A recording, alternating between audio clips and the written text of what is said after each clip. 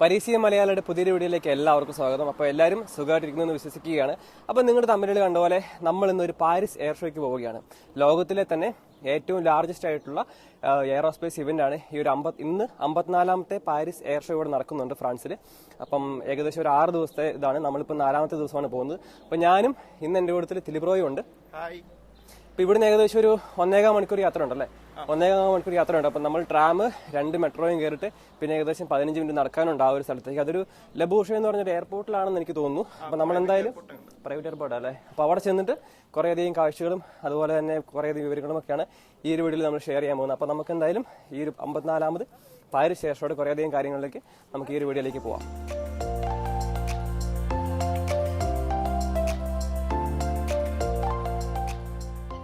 അപ്പൊ നിങ്ങൾ നേരത്തെ കണ്ട ആ ഒരു ട്രാം ഉപയോഗിച്ച് നമ്മൾ ലാജിഫോൺസ് മെട്രോ സ്റ്റേഷനിൽ എത്തിയിരിക്കുകയാണ്. അപ്പൊ ഇവിടുന്ന് RER എന്ന് പറഞ്ഞ അല്ലെങ്കിൽ A എന്ന് പറഞ്ഞൊരു ട്രെയിൻ എടുത്തുകൊണ്ട് നമ്മൾ ഇനി അടുത്ത സ്റ്റോപ്പിലേക്ക് പോവുകയാണ്. അവിടെ നിന്നാണ് നമ്മൾ അടുത്ത ട്രെയിൻ അടിച്ച് നമ്മൾ ലബൂഷ എന്ന് പറഞ്ഞ ആ ഒരു എയർപോർട്ടിലേക്ക് പോകുന്നത്. അപ്പൊ നമുക്ക് എന്തായാലും ആ ഒരു കാഴ്ചകളിലേക്ക് പോകാം.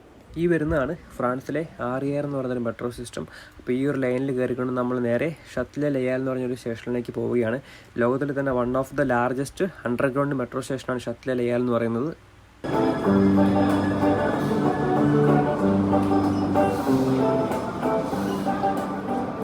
നമ്മളങ്ങനെ അവസാനം നമ്മൾ ഈ ഒരു എയർപോർട്ടിൽ എത്തിയിരിക്കുകയാണ്. ഞാനും തിലിബ്രോ ഏകദേശം 1.25 മണിക്കൂർ എടുത്തു.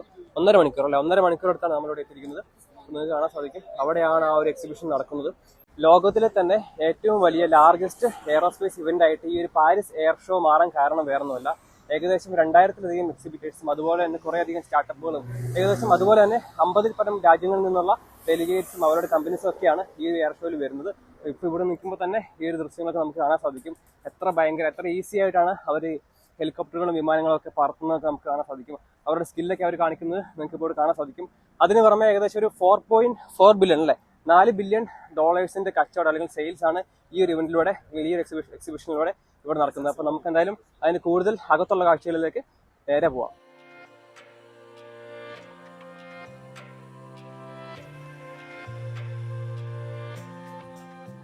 ഞാനും തിലിബ്രോയും അങ്ങനെ ഈ ഒരു പാരീസ് എയർ ഷോയുടെ അകത്ത് കയറിയിരിക്കുകയാണ്. അപ്പോൾ ഇനി ഇവിടെ നിങ്ങൾക്ക് കാണാൻ സാധിക്കും കുറേ തരത്തിലുള്ള വ്യത്യസ്തങ്ങളായിട്ടുള്ള രൂപങ്ങളിൽ അവർ പലതരത്തിലുള്ള രീതിയിൽ അവരുടെ കലാസൃഷ്ടി കാണിച്ചിട്ടുണ്ട്. അപ്പോൾ നമുക്ക് എന്തായാലും ഇതിനകത്ത് കയറണം. അതിന് മുമ്പായിട്ട് നിങ്ങൾക്ക് കാണാൻ സാധിക്കും ഇവിടെ കുറേയധികം രൂപങ്ങളും അതുപോലെ തന്നെ ഫുഡ് കോർട്ട് കൂടെയുണ്ട്. നമുക്ക് ഫുഡ് കഴിക്കണമെങ്കിൽ ഇവിടുന്ന് ഫുഡ് കഴിക്കാം. നമുക്ക് എന്തായാലും ഇനി നേരെ ഇതിനകത്ത് കയറി കഴിഞ്ഞതിന് ശേഷം നമുക്ക് അകത്തുള്ള കുറേയധികം കാഴ്ചകളും കമ്പനികൾ എങ്ങനെയാണ് അവരുടെ എക്യുപ്മെന്റ്സും മെഷീൻസും ഒക്കെ ഡിസ്പ്ലേ ചെയ്തതും അതുപോലെ തന്നെ അവരുടെ സ്കില്ല്, അതായത് ആകാശത്ത് അവരുടെ സ്കില്ല് കാണിക്കാറുണ്ട് വിമാനങ്ങൾ കൊണ്ടും അതുപോലെ തന്നെ ഹെലികോപ്റ്റർ കൊണ്ടും. അപ്പോൾ അതൊക്കെ കാണാൻ വേണ്ടി നമുക്ക് നേരെ അകത്തേക്ക് പോകാം. നമ്മളിപ്പോൾ ഉള്ളത് സ്റ്റേജ് 1-ലെ ഹാൾ സിയുടെ മുമ്പിലാണ്. അപ്പോൾ നമുക്ക് നേരെ മുമ്പിൽ കാണാൻ സാധിക്കും ഹാൾ B ഉണ്ട്. അപ്പോൾ അതുപോലെ കുറേയധികം A മുതൽ F വരെയുള്ള ഹാളുകൾ ഇവിടെയുണ്ട്. ഈ ഒരു ഹാളുകളിലൊക്കെ ആയിട്ട് കുറേയധികം മെഷീൻസും അല്ലെങ്കിൽ കുറേയധികം പുതിയ ഐഡിയാസും അവരുടെ ഇതുപോലുള്ള എയറോസ്പേസുമായിട്ടുള്ള വളരെ ബന്ധപ്പെട്ട മെഷീൻസും കുറേയധികം കാര്യങ്ങൾ ഇവിടെ കാണാൻ സാധിക്കും.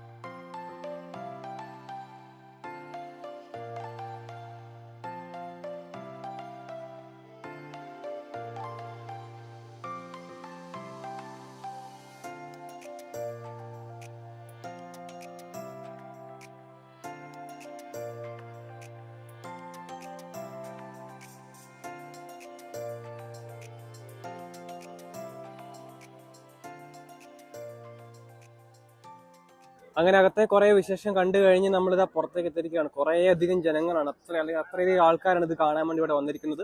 നമുക്ക് എന്തായാലും മെയിൻ ആയിട്ടുള്ള സ്ഥലത്തേക്ക് പോകും. അവിടെ ചെന്ന് കഴിഞ്ഞതിന് ശേഷം എനിക്ക് തോന്നുന്നു നമുക്കൊരു പക്ഷേ നേരിട്ട് ക്ലിയർ ആയിട്ട് ബിൽഡിംഗ് ഒന്നും ഇല്ല, ബിൽഡിങ്ങിന്റെ ഒരു മറയൊന്നും ഇല്ല, നമുക്ക് നേരിട്ട് കാണാൻ സാധിക്കും. അപ്പോൾ ഞാനും ദിൽബ്രോയും അകത്ത് കയറി കുറേ അധികം വിഷ്വൽസ് ഒക്കെ എടുത്തിട്ടുണ്ട്. അപ്പോൾ അകത്ത് കയറി കുറേ അധികം ഇന്നോവേറ്റീവ് ആയിട്ടുള്ള ഐഡിയാസും അതുപോലെ തന്നെ അവരുടെ എക്സിബിഷൻസ് ഒക്കെ കണ്ടു. അപ്പോഴാണ് പുറത്ത് റഫായൽ പോലുള്ള യുദ്ധവിമാനങ്ങൾ തകർത്താടുന്ന് നമ്മൾ കേട്ടത്. അപ്പം സൗണ്ട് കാരണം എടുക്കും.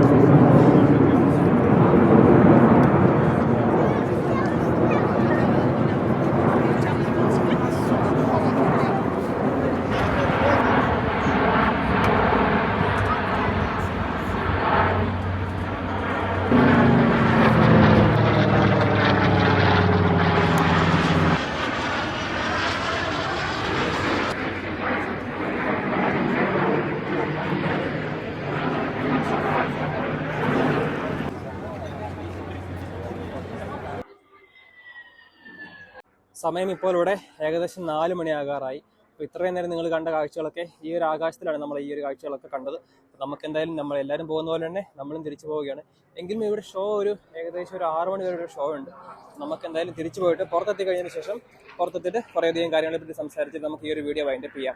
ഒരുപക്ഷെ മലയാളത്തിൽ ആദ്യമായിട്ടായിരിക്കും ഇന്റർനാഷണൽ പാരീസ് എയർഷോയുടെ ഒരു വീഡിയോ വരുന്നത്. അപ്പം നമ്മൾ ആ ഒരു വീഡിയോ എടുത്തിരിക്കുകയാണ്. അപ്പോൾ ഞങ്ങൾ അങ്ങനെ വീഡിയോ പുറത്തുനിന്ന് ആ ഒരു ഷോയുടെ പുറത്തുനിന്ന് വീഡിയോ വൈൻഡപ്പ് ചെയ്യാന്ന് വിചാരിച്ചപ്പം ഭയങ്കര തിരക്കും അതുപോലെ തന്നെ ഭയങ്കര സൗണ്ടും ആയിരുന്നു. അപ്പം നമ്മൾ തിരിച്ച് രാജ്ഫോൺസിലെ ഒരു ചെറിയൊരു പാർക്കിൽ എത്തിയിരിക്കുകയാണ്. അപ്പം നമ്മുടെ ആ ഒരു ഷോയെ പറ്റി പറയുവാണെങ്കിൽ ആ ഒരു ഷോയുടെ മെയിൻ അട്രാക്ഷൻ എന്ന് പറയുന്നത് തന്നെ റഫാലായിരുന്നു അല്ലേ? അതെ, ആ ഒരു മെയിൻ ഹൈലൈറ്റ് റഫാലായിരുന്നു. ഭയങ്കര സൗണ്ട്, അതുകൊണ്ട് തന്നെ ഒരു ഇല മറിക്കുന്ന പോലെയാണ് അവർ ആ ഒരു റഫാൽ എന്ന് പറഞ്ഞ യുദ്ധവിമാനം ആകാശം കൊണ്ട് തിരിച്ചു മറിച്ചൊക്കെ എടുക്കുന്നത്. ഭയങ്കര അടിപൊളിയായിരുന്നു. എന്തായാലും നിങ്ങളെ കാഴ്ചയെ കണ്ടു കാണുമല്ലോ. അപ്പൊ നമുക്ക് എന്തായാലും അതിന് പുറമെ വേറെ ഏതൊക്കെയായിരുന്നു അവിടെ ഉണ്ടായിരുന്നത്? പിന്നെ ഡെസാൾട്ടിന്റെ മിലിറ്ററി ഫ്ലൈറ്റ്സ് ഒക്കെ ഉണ്ടായിരുന്നു. അതൊക്കെ ഉണ്ടായിരുന്നു അല്ലേ? തിരുപ്പുറക്കാരൊക്കെ അറിയാം, എന്നോട് അതൊക്കെ പറഞ്ഞ് തരുന്നുണ്ടായിരുന്നു. അപ്പോൾ ഓരോ ഇത് വരുമ്പോൾ ഇത് ആണെന്നൊക്കെ പറയുന്നുണ്ടായിരുന്നു. അപ്പോൾ എന്തായാലും കുഴപ്പമില്ല, അടിപൊളിയായിരുന്നു. അപ്പം നമുക്ക് എന്തായാലും വീഡിയോ വൈൻഡപ്പ് ചെയ്യാൻ പോവുകയാണ്. അത് മാത്രമല്ല എനിക്കിന്ന് പാർട്ട് ടൈം ജോബ് ഉണ്ട്, വർക്കുണ്ട്. അപ്പോൾ എന്തായാലും പെട്ടെന്ന് തന്നെ വർക്കിന് പോകണം. അപ്പം വീഡിയോ ഉണ്ട് എല്ലാവരോടും നന്ദി മാത്രം പറഞ്ഞു, സ്നേഹം മാത്രം. വീഡിയോ ഇഷ്ടപ്പെടുകയാണെങ്കിൽ ലൈക്ക് ചെയ്യുക, ഇഷ്ടപ്പെട്ടില്ലെങ്കിൽ ഡിസ്ലൈക്ക് ചെയ്യുക. കമൻസൊക്കെയും അതുപോലെ അഭിപ്രായങ്ങളൊക്കെ നിങ്ങൾ നമ്മുടെ കമന്റ് ബോക്സിൽ ഇടുക, നിർദ്ദേശങ്ങളൊക്കെ കമന്റ് ബോക്സിൽ ഇടുക. അപ്പോൾ നമുക്ക് എന്തായാലും അടുത്ത വീഡിയോയിൽ കാണുന്നവരേക്കും thank you for watching. Keep on supporting, keep on subscribing. See you in the next video.